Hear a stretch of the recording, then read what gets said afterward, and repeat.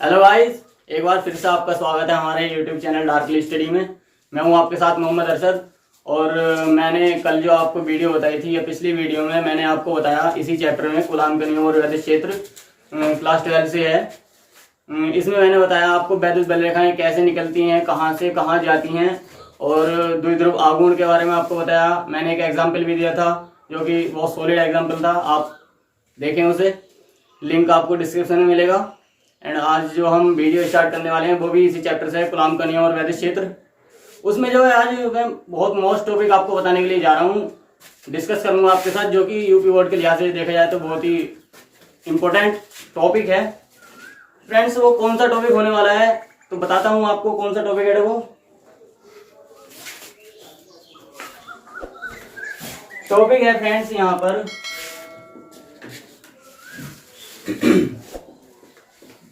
वैद्युत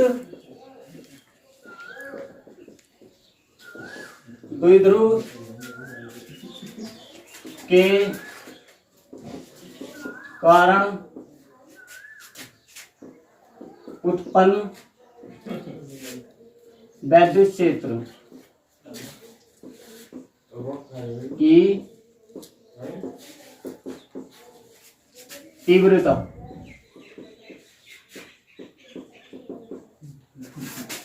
फ्रेंड्स, ये मैं आज आपको बताऊंगा जो कि बहुत ही मोस्ट टॉपिक है इस चैप्टर में। तो इसमें भी एक टॉपिक हो जाता है, ये दो भागों में बटा हुआ है। पहला इसमें होगा वैद्युत द्विध्रुव की अक्ष पर अक्ष के किसी बिंदु पर वैद्युत क्षेत्र की तीव्रता। फ्रेंड्स, ये वैद्युत द्विध्रुव होता क्या है मैंने आपको पिछली वीडियो में बता चुका हूं, आप वहां जाके देखें, लिंक डिस्क्रिप्शन में मिलेगा आपको। तो शुरू करते हैं। ये होता क्या है वैद्युत द्विध्रुव के किसी बिंदु पर वैद्युत क्षेत्र की तीव्रता।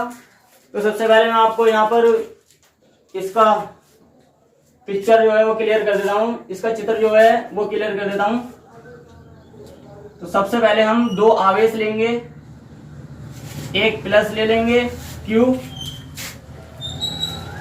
और वैद्युत द्विध्रुव बना लेंगे।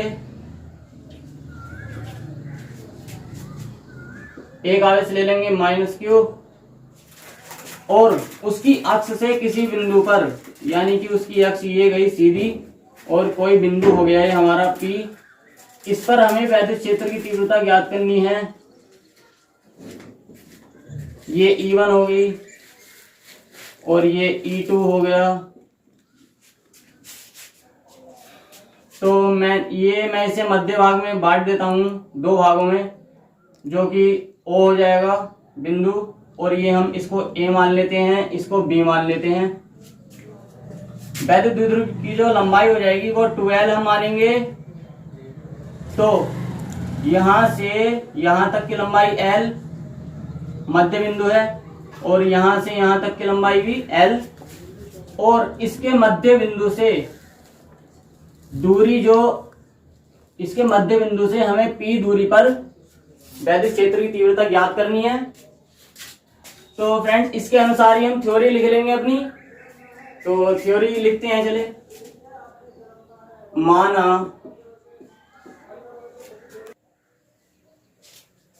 माना एक वैद्युत द्विध्रुव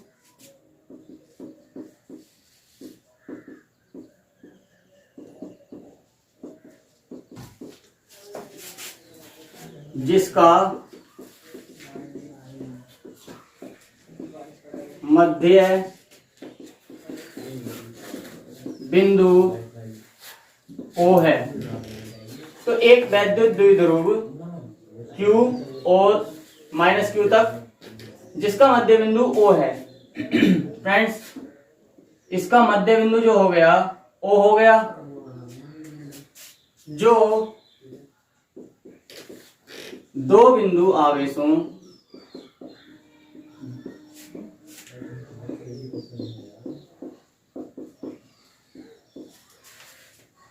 Q प्लस Q तथा माइनस Q से मिलकर बना है। वैद्युत द्विध्रुव की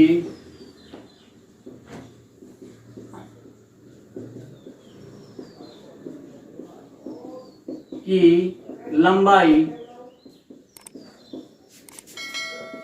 2L है।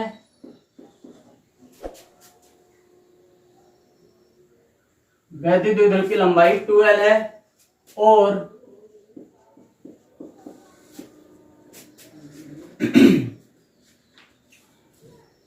वैद्युत द्विध्रुव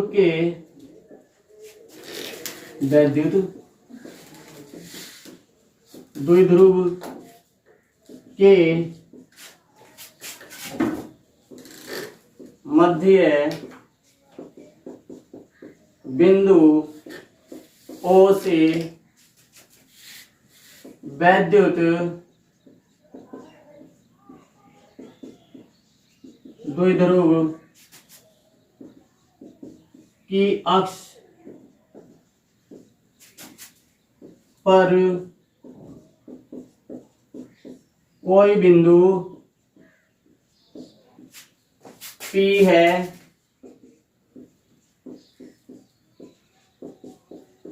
जिस पर वैद्युत क्षेत्र की तीव्रता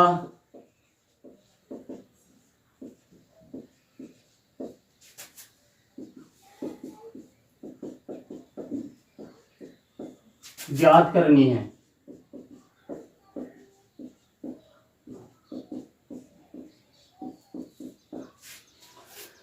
फ्रेंड्स, आप अगर इस चित्र को बनाना सीख जाएं तो आप इसकी थ्योरी बना सकते हैं, अपने आप ही आप इसकी थ्योरी बना सकते हैं। इसलिए सबसे ज्यादा प्रयास करें चित्र को सीखने का, चित्र को बनाने का सबसे ज्यादा प्रयास करें।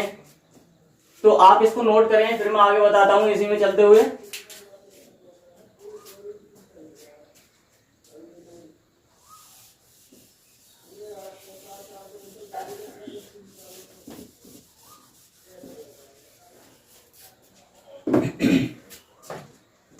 मध्य बिंदु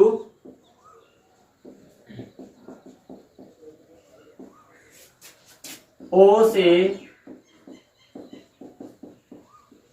बिंदु P की दूरी R है। मध्य बिंदु P पर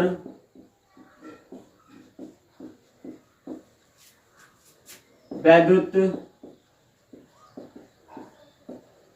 क्षेत्र की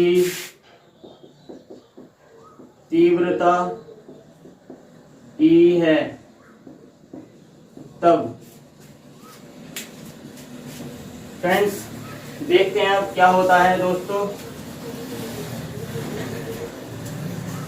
अब हम वैद्युत द्विध्रुव के प्लस से और माइनस से बिंदु P पर वैद्युत क्षेत्र की तीव्रता ज्ञात करेंगे। तीव्रता ज्ञात करने का फॉर्मूला क्या है, चलिए इससे कर लेते हैं पहले। माइनस क्यू से बिंदु P तक, बिंदु P पर वैद्युत क्षेत्र की तीव्रता। मैंने कल आपको बताया था वैद्युत क्षेत्र की तीव्रता का सूत्र, आपके सामने मैंने प्रूफ भी करा था उसको। तो ये हो जाएगा E1 मान लेंगे इसको, E1 E टू मानेंगे इसको, क्योंकि ये माइनस क्यू से ले रहे हैं हम। E2 1/4πε0 इंटू क्यू माइनस वाला है, प्रकृति दिखाने के लिए माइनस लिया है। और देखिए मध्य बिंदु इससे लेंगे, माइनस क्यू से लेंगे, माइनस क्यू आवेश से लेंगे, तो ये यहां से मध्य बिंदु से यहां तक की दूरी r है। जब यहां से यहां तक की दूरी हम लेंगे, माइनस क्यू से p तक की दूरी लेंगे, तो r में से जो है वो l माइनस हो जाएगा। जब तो यहां से यहां तक की दूरी हमारे पास आ जाएगी। तो E1 ही इसको कर लेते हैं, r माइनस एल का होल स्क्वायर। ये होगी हमारी पहली समीकरण। अब प्लस क्यू से बिंदु P पर वैद्युत क्षेत्र की तीव्रता हो जाएगी E2 1/4πε0। अब देखेंगे फ्रेंड, प्लस क्यू से जब यहां तक की दूरी हम लेंगे तो r में जो है l और जुड़ जाएगा, तो प्लस क्यू से p तक की दूरी हमारी आ जाएगी। तो प्लस क्यू में आवेश ले लेता हूं पहले, q/r प्लस l का होल स्क्वायर। ये हो गई समीकरण नंबर 2। तो ई निकालने के लिए हमको करना क्या होगा, पहले आप इसको नोट करें, फिर मैं आपको आगे बताता हूं। तो ई निकालने के लिए हमको करना ये होगा, आप इसको नोट करें, तो मैं आपको बताता हूं। ई हो जाएगा, बिंदु P पर वैद्युत क्षेत्र की तीव्रता हो जाएगी डेल्टा ई मानेंगे, E1 माइनस E2। वैद्युत क्षेत्र की तीव्रता E1 माइनस E2। तो डेल्टा ई यहां से होगा, E1 का मान मैं यहां से रखूंगा समीकरण 1, समीकरण 1 व 2 से E1 व E2 के मान रखने पर, तो E1 का जो मान हो जाएगा हमारा है 1/4πε0 Q/r माइनस एल का whole square minus 1/4πε0 into Q/, समीकरण 2 से लेंगे अब r प्लस एल का होल स्क्वायर। तो ये आपने नोट कर लिया होगा, मैं नीचे से रफ कर रहा हूं।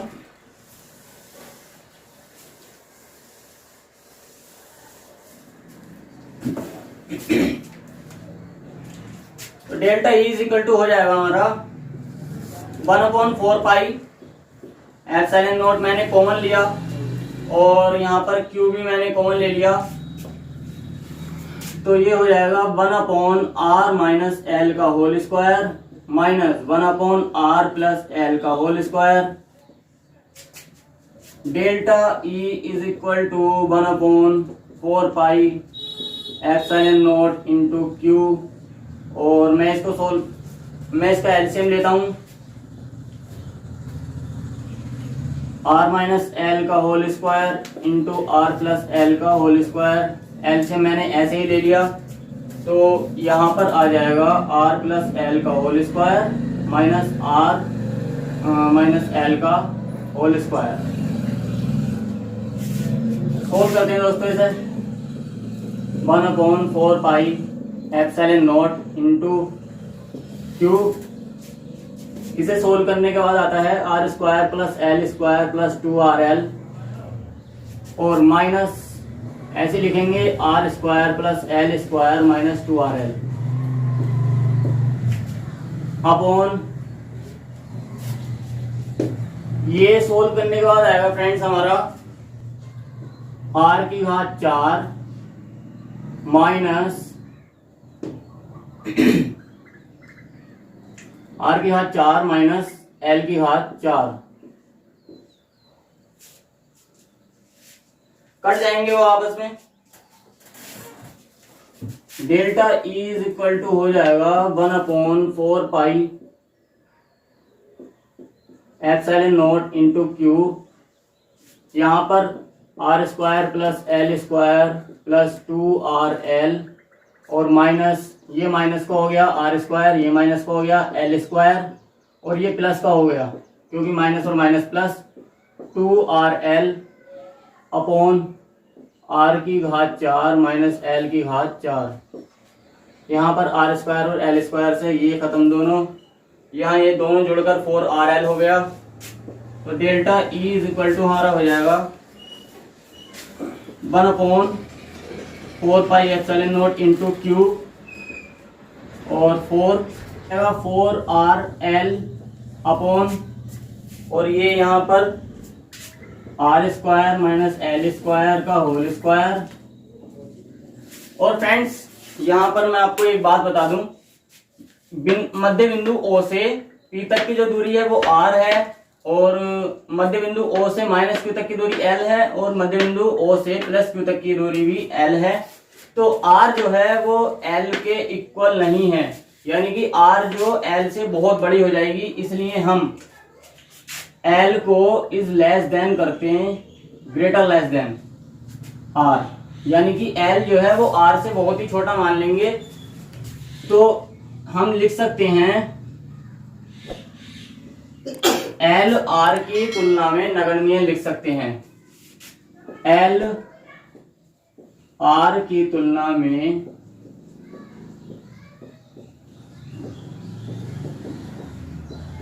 नगण्य है। तब यहां देखेंगे 1/4 pi epsilon naught into Q 4rl upon r square का होल स्क्वायर। नगण्य है, 0 हो गया यहाँ पर l। Delta E is equal to 1/4 pi epsilon naught into Q और ये 4rl अपॉन r की घात 4।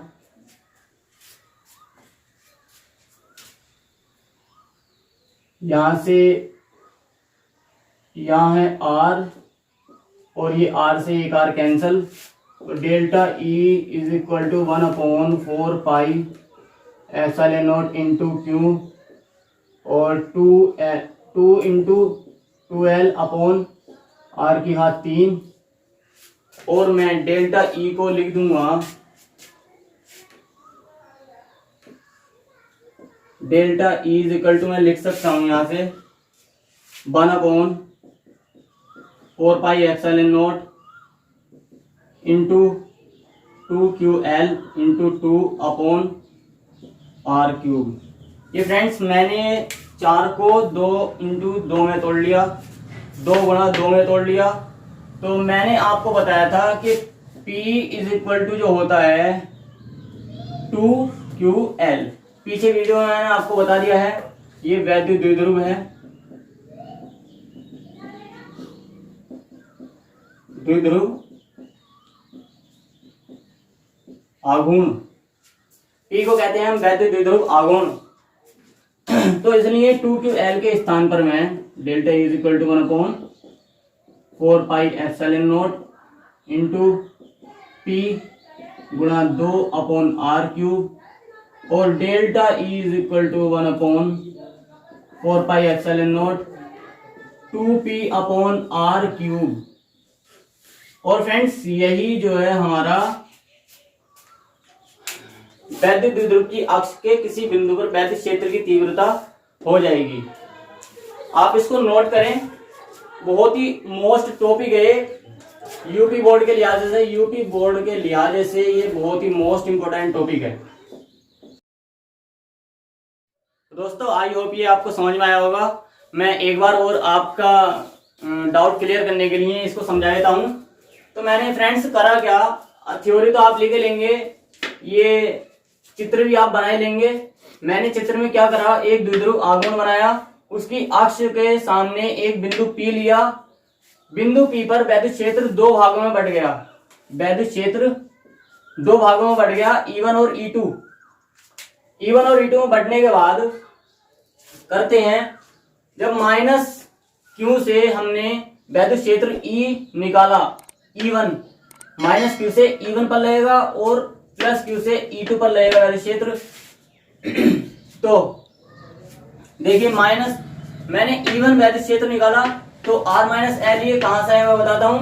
जब E1 पर मैंने वैद्युत क्षेत्र निकाला तो Q की दूरी यहां से यहां तक R माइनस L होगी, क्योंकि मध्य बिंदु से माइनस Q तक की दूरी L है और यहां से यहां तक की दूरी टोटल R है। तो R में से जब L को घटाएंगे तो ये दूरी हमारे पास बच जाएगी, इसलिए मैंने R माइनस L यहाँ पर लिख दिया।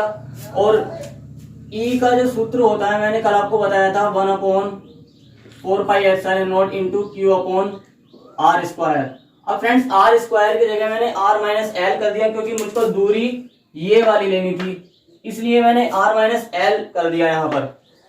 इसी तरीके से मैंने प्लस वाले में करा, यहाँ से यहाँ तक L मैंने इसमें और जोड़ दिया तो मुझे यहाँ से यहाँ तक की दूरी मिल गई। L मैंने R में जोड़ दिया तो मुझे यहाँ से यहाँ तक की दूरी मिल गई।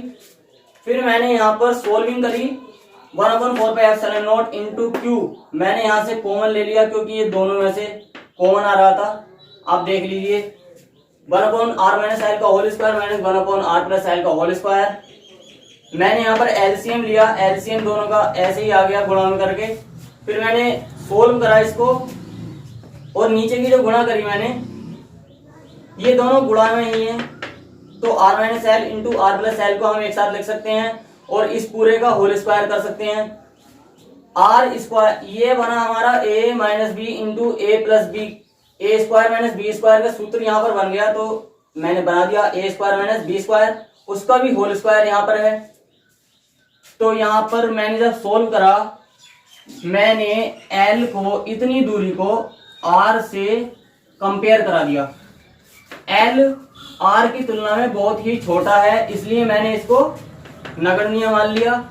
नगण्य मानने के बाद वो 0 हो गया, 0 होने के बाद ये R बचा यहाँ पर, तो R से R यहाँ कैंसल, और 2QL जो है फ्रेंड्स वो होता है वैद्युत द्विध्रुव आघूर्ण, P इक्वल टू 2QL। तो मैंने P लिख दिया। निकालना किस पर था, वैद्युत द्विध्रुव की अक्ष पर, तो वैद्युत द्विध्रुव भी हमारा इसमें आना जरूरी था, तो P यहाँ पर आ चुका है और यही हमारे वैद्युत द्विध्रुव की अक्ष पर वैद्युत क्षेत्र की तीव्रता हो जाएगी। और फ्रेंड्स आपको ये समझ में नहीं आया हो तो हमको कमेंट में बताएं, एंड मिलते हैं नेक्स्ट वीडियो में निरक्षीय स्थिति के साथ।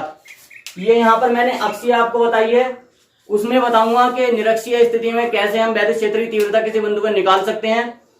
एंड फ्रेंड्स हमारे चैनल को सब्सक्राइब करें और ज़्यादा से ज़्यादा शेयर करें, कमेंट करें और लाइक करें, और बेल आइकन को दबाना बिल्कुल ना भूलें, जिससे कि हमारी वीडियो का आपके पास अपडेट सबसे पहले पहुंच सके। And thanks for watching my video.